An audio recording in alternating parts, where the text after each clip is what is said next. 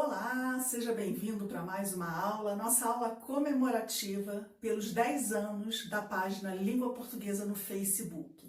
E eu estou aqui hoje para passar para vocês 10 dicas de português que são úteis para o seu dia a dia, que vão ajudar você a escrever melhor, a se comunicar melhor. São dicas para o dia a dia. E já começando a primeira dica, como que se escreve dia a dia? Com hífen ou sem hífen? Como é que você escreve dia a dia? Vamos ver? Dia a dia, vamos lá. Dia a dia. Sem hífen, não tem hífen. Essas palavras que têm essas expressões ligadas por um elemento de ligação não possuem hífen. Dia a dia é um exemplo. Não tem hífen, pois é uma palavra ligada por um elemento de ligação. Outro exemplo é, por exemplo, café com leite. Café com leite. Também é uma palavra ligada por um elemento de ligação. Não tem hífen, tá? Então, essa é a primeira dica. Dia a dia, sem hífen, tá? Vamos ver aqui a outra. Uma pergunta que muita gente me faz. Céu, qual é a forma correta? É meio-dia e meia ou é meio-dia e meio? Qual é a forma correta, você sabe? Você tem que dizer é meio-dia e meia. Essa é a forma correta. Por que é com A? Porque é meia hora.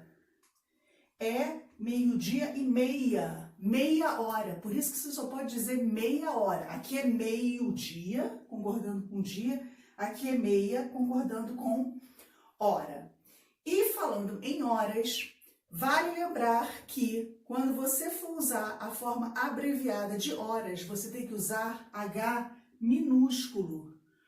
8 horas, 1 hora, 10 horas, sempre H minúsculo, sempre. Isso daqui, ó, HR e HRS, isso aqui, gente, não existe. Vou até riscar de vermelho, ó. Isso aqui, ó, não existe.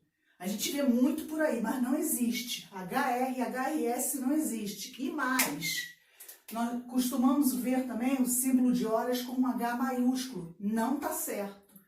Isso daqui é o símbolo do hidrogênio. O símbolo de horas é H minúsculo. 1 hora, 2 horas, 3 horas, 4 horas, sempre H minúsculo, tá? Vamos à próxima dica. A próxima dica é com relação à vírgula do vocativo. Gente, não é muito comum encontrar as pessoas não usando a vírgula do vocativo? Se vocês soubessem a importância dessa vírgula, vocês não esqueceriam mais dela. Essa vírgula é muito importante, muito mesmo. Vamos ver aqui alguns exemplos. Olha só, se eu falo assim, olha, filha, arrume o quarto. Você tem que colocar uma vírgula aqui depois desse vocativo. Filha, vírgula, arrume o quarto. O que é um vocativo? Você sabe o que é um vocativo? A gente está falando aqui de vocativo, de repente você não sabe nem o que é um vocativo. Vocativo é um termo que você usa para chamar alguém, para se direcionar a alguém. Então, quando você fala, filha, arrume o quarto, você está falando com a sua filha, você está se direcionando a ela para falar. Então, essa vírgula ela é obrigatória, você precisa usar essa vírgula com vocativo. Filha, vírgula, arrume o quarto. Outros exemplos, se eu falo, por exemplo, pai, vírgula, preciso falar com você. Pai, preciso falar com você. Você não está se dirigindo ao seu pai? Você não está querendo falar com ele? Você está assim, pai, preciso falar com você. Pai, vírgula, preciso falar com você. Se você vai falar com algum amigo seu, vamos imaginar, João, vírgula, vamos ao cinema sempre com vírgula. A vírgula do vocativo é obrigatória, tá? Se você soubesse a importância dessa vírgula, você não ia esquecer mais, tá? Não tem como dar vários exemplos agora, porque senão a aula vai ficar muito extensa, eu vou entrar num outro assunto. Eu tenho outras dicas para falar com você, mas essa vírgula é muito importante, tá bom? Vamos ver aqui a outra regrinha. Acento diferencial. Vamos ver aqui algumas regrinhas referentes ao acento diferencial. Vamos lá. Você sabia que depois do acordo ortográfico, alguns acentos diferenciais se mantiveram e outros acabaram. Vou mostrar para vocês agora quais foram os acentos que se mantiveram e quais foram os acentos que não existem, e quais são os acentos que não existem mais. Por exemplo, se eu falo pelo e pelo, eu tenho pelo, o substantivo, né? O pelo, por exemplo, o pelo do cachorro é macio, pelo substantivo. Mas eu posso também ter o pelo, uma contração da preposição por mais o artigo o. Por exemplo, eu caminhei pelo bosque. Também é pelo, é uma contração. Só que antigamente esse acento aqui existia, era um acento diferencial. Hoje não existe mais. Então, você vai escrever tanto esse pelo substantivo como esse pelo aqui contração sem acento. Não existe mais esse acento. Outro acento que não existe mais é da palavra para e para. Vou explicar. Por exemplo, para e para. Antigamente você tinha para, verbo, e para, preposição. Era esse acento aqui que diferenciava o para do verbo e o para de preposição. Só que esse acento não existe mais. Não existe mais. Vamos tirar ele daqui. Esse acento diferencial não existe mais. Aí você vai me perguntar, mas Cel, como que eu vou saber se o para é preposição ou se o para é verbo? Pelo contexto, apenas pelo contexto. Se você pegar a palavra isoladamente, fora de um contexto, você não tem como saber. Tem que colocar ela ali no contexto para você poder entender e ver se aquela palavra ali é uma preposição ou um verbo, tá? Então, esses acentos não existem mais. Há duas palavrinhas em que os acentos diferenciais eles se mantiveram. Esses acentos eles continuam sendo obrigatórios. Por exemplo, na palavra por e por verbo e por preposição. Esse acento diferencial aqui, ele se mantém, tá? Por verbo e por preposição. Esse acento se manteve. Outro acento que se manteve foi do pode e do pôde. Por exemplo, pode e pôde. Esses dois casos aqui, foram os dois únicos casos em que os acentos diferenciais se mantiveram. O por preposição, o por verbo e o por preposição, e pode e pôde. Pode é o presente do verbo poder, né? E pôde é o passado do verbo poder. Então, esse acento diferencial aqui, nesses dois casos, esses acentos se mantiveram, tá bom? Então, com relação ao acento diferencial, é essa. Tem um caso em que o acento diferencial ele se tornou facultativo, que é nesse caso da palavra forma. Você pode escrever forma ou forba. Esse acento é facultativo. Eu escrevo aqui, ó. A maioria das pessoas estuda ou estudam. Qual é a forma correta? As duas formas estão corretas. Você pode botar o verbo no plural ou no singular. Você pode botar estuda. Se você coloca estuda, você está concordando com maioria. Se você usa estudam, Você está concordando com pessoas. Então, as duas formas estão corretas. Isso é um caso particular de concordância quando você tem uma expressão partitiva. Quando você tem essa expressão partitiva, a maioria no caso aqui a maioria das pessoas, você pode colocar o verbo no singular ou no plural. As duas formas estão corretas. Outra dica. Essa daqui, gente, vocês vão me dizer qual é a forma correta. O correto é dizer entre mim e você ou entre eu e você. Vamos lá, essa dúvida aqui também é campeã. Qual que você acha que é a forma correta? Entre mim e você ou entre eu e você? A forma correta é entre mim e você. Essa é a única forma correta, tá? Essa aqui é a única forma correta. Entre mim e você. Por que essa aqui de baixo está errada? Entre eu e você.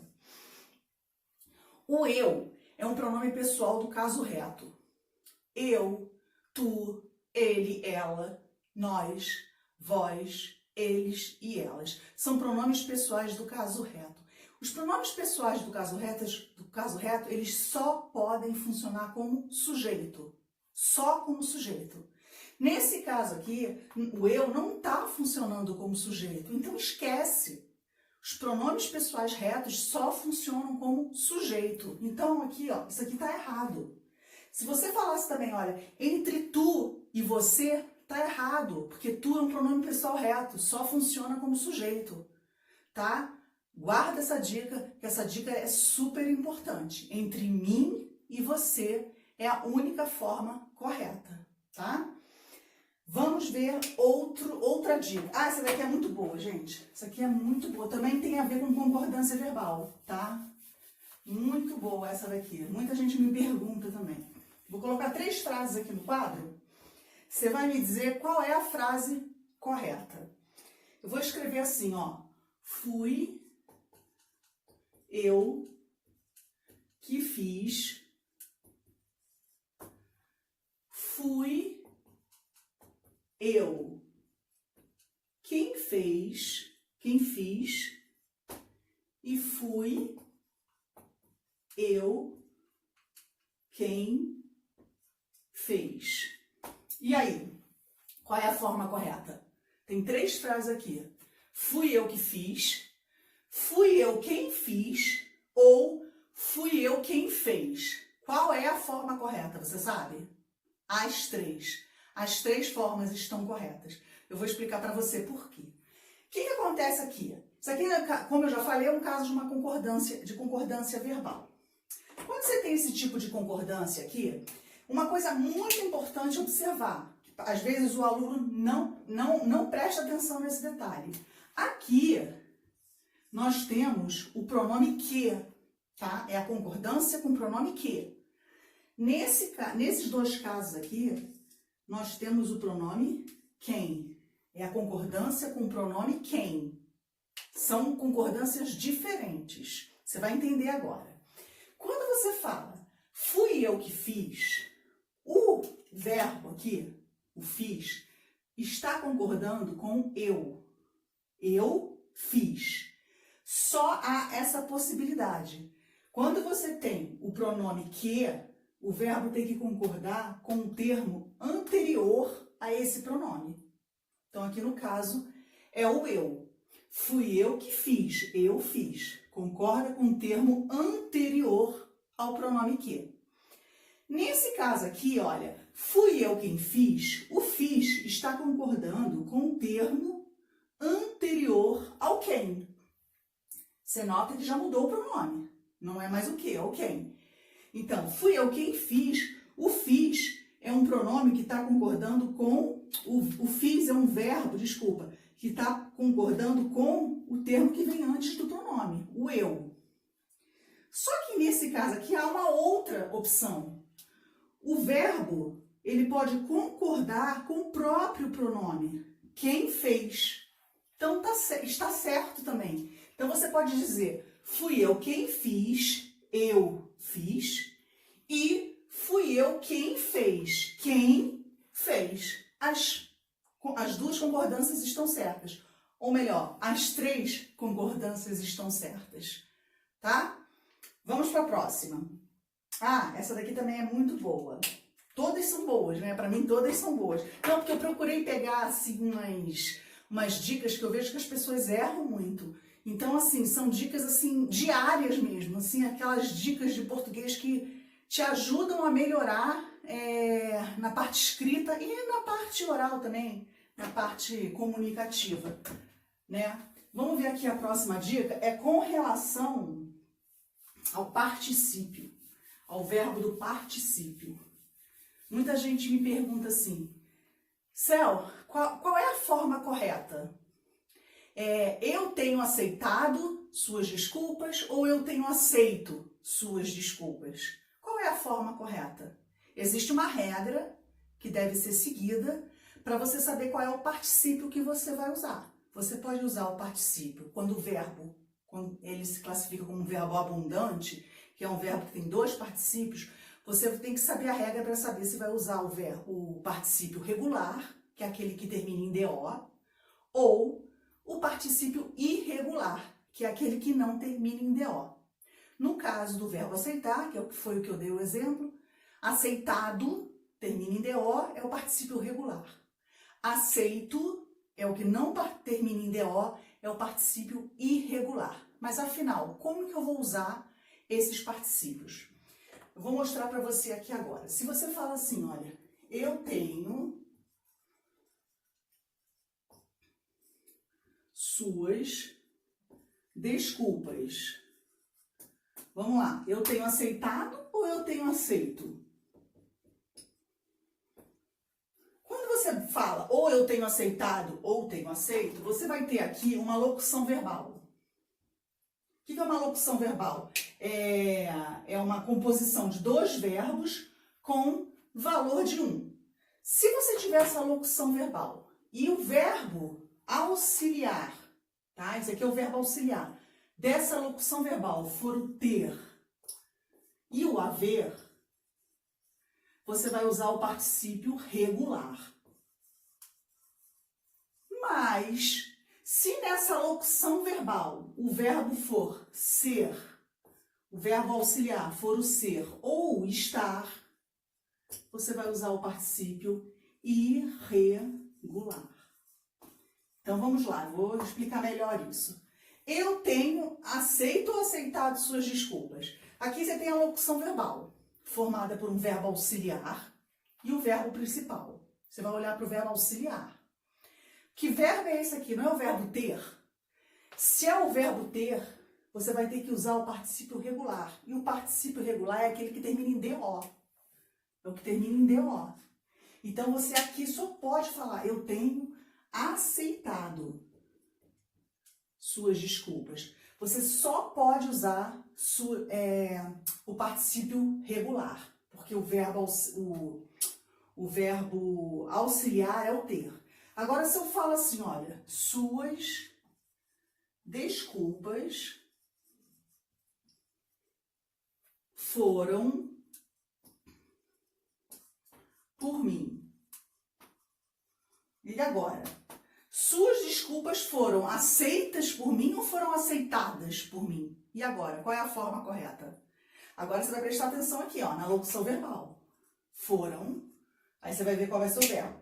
Aqui, a locução verbal, o verbo auxiliar, não é o foram, não é o verbo ser. Se é o verbo ser, você só pode usar o particípio irregular. Então, você vai fazer, vai colocar da seguinte maneira. Suas desculpas foram aceitas por mim. Só tem essa opção, tá? Suas desculpas foram aceitas. Você tem aqui a locução verbal, formada por um verbo auxiliar, que é o ser. Aí o verbo principal, no caso aqui do particípio, deve ficar na forma irregular, tá? É só gravar, é só guardar essa regrinha aqui. Ter e haver, particípio regular. Ser e estar, particípio irregular, tá? Mas agora existem três verbos que admitem tanto o particípio regular quanto o irregular, independentemente do verbo auxiliar, tá? Vou mostrar para vocês agora quais são esses verbos. São 3 verbos. No caso aqui, são os verbos pagar, gastar e ganhar. Esses pagar, gastar e ganhar. Esses 3 verbos aqui, eles admitem tanto o particípio regular ou irregular. Por exemplo, se eu falo assim, olha, eu tenho as contas. Vamos lá. Se você for seguir a regra tradicional, a regra geral, você vai perceber, eu tenho pago ou eu tenho pagado? Eu tenho aqui, verbo ter. Se você tem o verbo ter, você tem que usar o particípio regular, que é o que termina em DO. Então, você teria que dizer, eu tenho pagado as contas. Mas, no caso aqui desses 3 verbos, você tanto faz. Você pode usar um ou outro. Então, você também poderia dizer, eu tenho pago as contas. Aí vai ficar a seu critério, tá? Com esses 3 verbos aqui, pagar, gastar e ganhar. A próxima regra é com relação à grafia de algumas palavras que eu vejo escritas de maneira muito errada na internet. Uma delas é, por exemplo, a palavra ansioso. Como que você escreveria a palavra ansioso? Assim, ó, ansioso. É com S e S. É só pensar também, olha, em ansiedade. Ansiedade não é com S? Pensa, ó, tudo com S. Ansioso, ansiedade, tudo com S, tá? Existem inúmeras palavras que eu poderia ficar aqui citando para vocês que são campeãs de grafia errada. Excelente, por exemplo, é com XC, excelente. Outras palavras que também precisam ser lembradas aqui na aula, já que a gente está falando de grafia correta, é a palavra, por exemplo, de repente. Vou botar assim, justamente para chamar a atenção. De repente, gente, separado, de repente. Isso aqui, olha, isso aqui, eu vou escrever rápido e vou apagar rápido. Isso aqui não existe na língua portuguesa. Essa palavra aqui nunca existiu. De repente, isso não existe. É sempre dessa maneira, de repente. Ó, vou até apagar, ó, apaguei. Apaguei, ninguém viu. Então, assim, de repente, pensa no quadro, pensa cada uma de um lado, outros exemplos. Por isso, de novo, o famoso com certeza.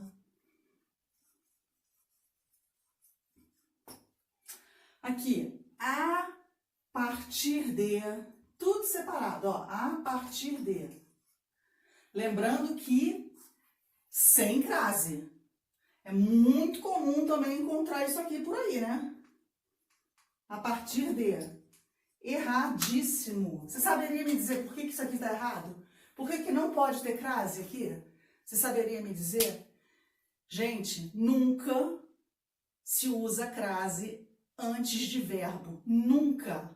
Partir é um verbo. Jamais pode ter crase aí. A partir de, sem crase, separado, tá? E, tem mais uma dica importante também com relação à grafia de algumas palavras. Uma, por exemplo, você.